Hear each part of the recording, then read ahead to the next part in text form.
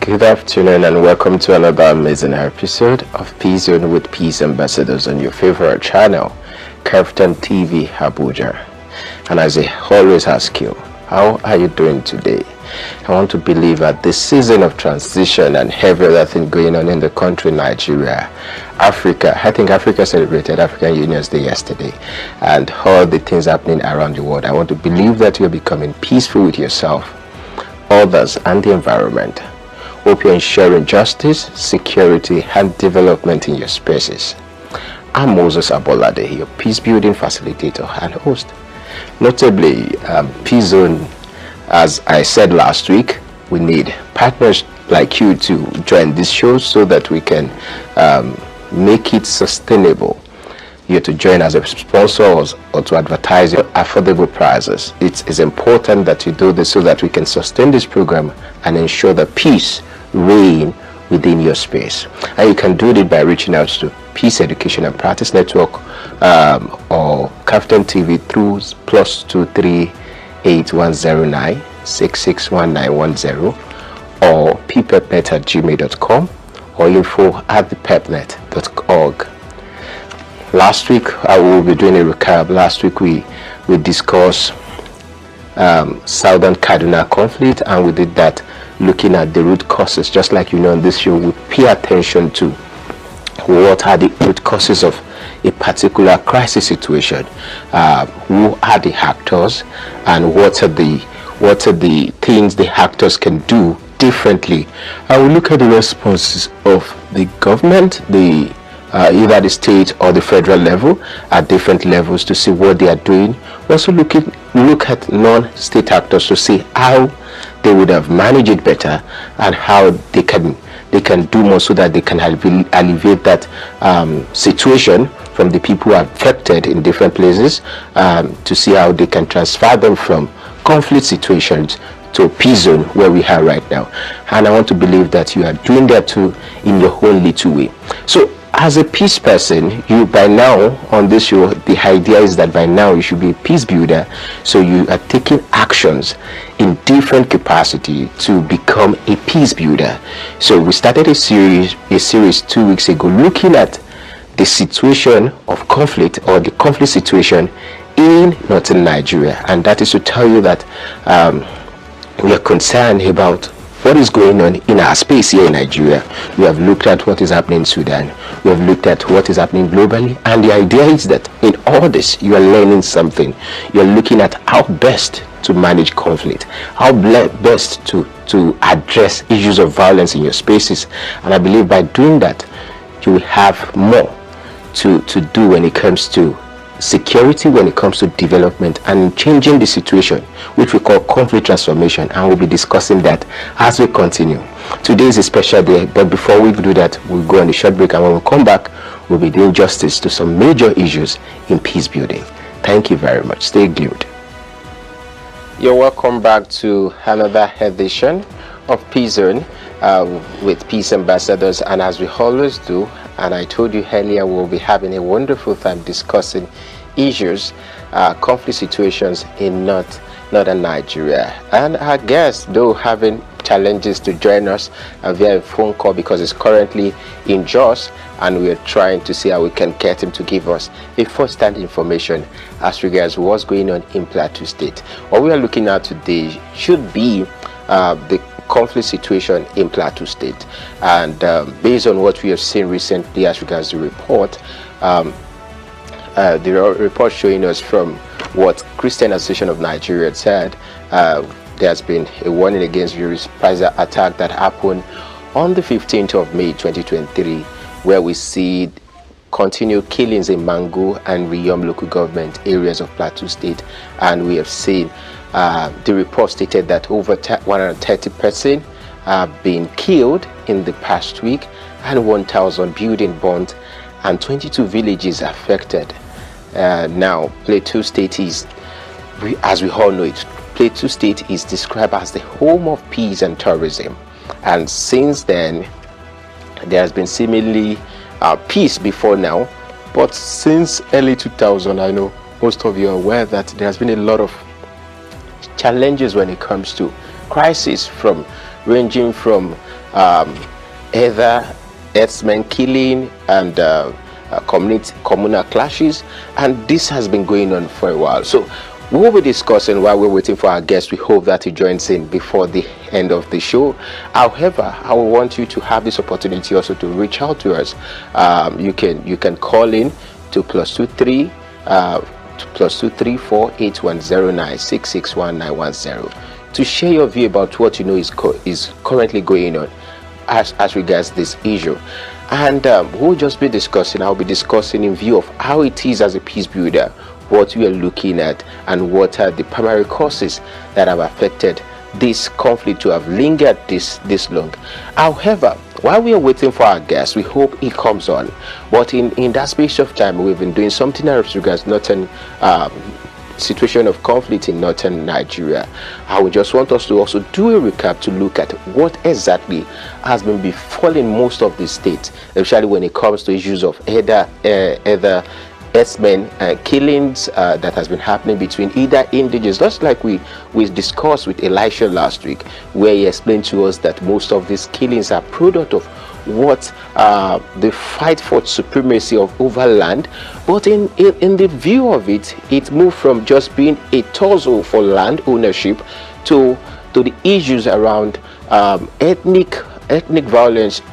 Identity crisis begin to set in, and from there he also moved from that to religious crisis. So it shows that conflict situation in most cases might start from a smaller perspective or from resource derivation or deprivation between two people, but might also move from there to conflict that has to do with identity. So it also tells us that conflict situations are dynamic, they are fluid in nature, and they can change per time, and that's the reason why it's so important that no matter the stage of that crisis, it's important for us to stem it at every little chance we have. We're also trying to see if Mr. Godwin is currently joining us. By what I can hear, is not here right now, but we'll continue discussing issues that can affect this to have prolonged this long. Now, the cause of most of this conflict is resource issues based on a tussle for land ownership, a tussle for who is the first migrant here, who owns the land. And when that happens, most time it's important that stakeholders come together. When those crises are coming in and they are going on for decades, it's important that stakeholders or interveners find means of getting people to come together to have a dialogue, and during the dialogue, people can know how best to manage such crisis. From having it as a dialogue, then there can be different means of going to stakeholders, either that might not be at the scene, but they are influencing issues on that conflict, and that way, when it's well attended to, looking at indicators that might have been causing this from the latent stage of the conflict, is important to pay attention to those indicators, and state government in charge of those states and responsible to those people come at once to change the narrative and to bring those people to express their feelings and share what they need to share. Now, I'll be discussing this impact generally how it's been for different categories of person, either in Plateau State, either in Plateau, either in Kaduna, and every other place we will still be touching. The main thing is that while having such conflict, concentrations or damage, the damage is more on children, on women, on people that are vulnerable to all these groups. And when that happens, it's important that the people that suffered most times, we are cutting short. We cut short their capacity to become what they should have been to secure this country in the future. And that is why it's important that we pay attention to these realities and do everything possible to bring people from this state of obscurity or violence to a state of peace. I want to say it's important that we all make contributions to see how we can stop violence at its peak or at any point in time. The last thing I'll be touching on before The last thing I'll be touching on before we go for today is to look at how best you yourself can also maintain peace in your own way. How can you achieve peace in your own little way? So one of the ways you can also maintain peace when you say things like this is to see how you can spend your own time, your own effort to peace actions. Now, when you see people talking about peace, or an organization working on peace, you do everything possible to join hands together with them to support such missions, to ensure that we can actualize peace in a true sense. And it is obvious that this can happen with your little effort. It might just be you sharing the information to other people.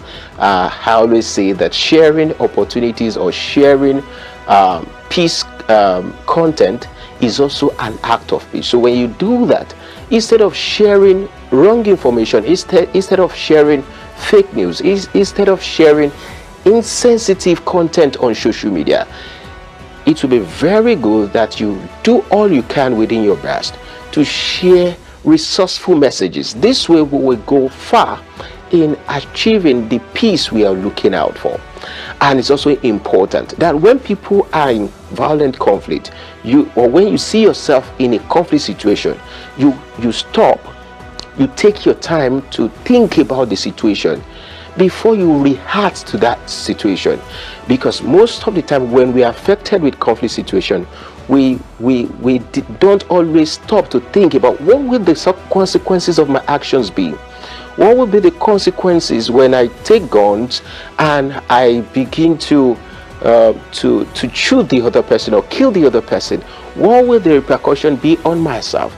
And when you ask yourself the question, what would have been the best way to manage this crisis? And that way it will help you be able to take different stand or do what we call partner, which is you taking better alternative negotiation agreement. You can also speak up in a legal way to see how you can address it. This way you are promoting peace in your own way, and you don't need to start at the communal level. You are in a relationship, or you are in a group, and there is conflict like this. You must take actions like what I'm saying right now. You must, when there is an issue, always take time to stop, think about it, act before you act or react on it. Think about it before you take action, and think of other alternatives so that you can achieve the same result you are expecting without being violent. And that way we will go a long way in changing the course of things as regards peace in our society, especially in Nigeria.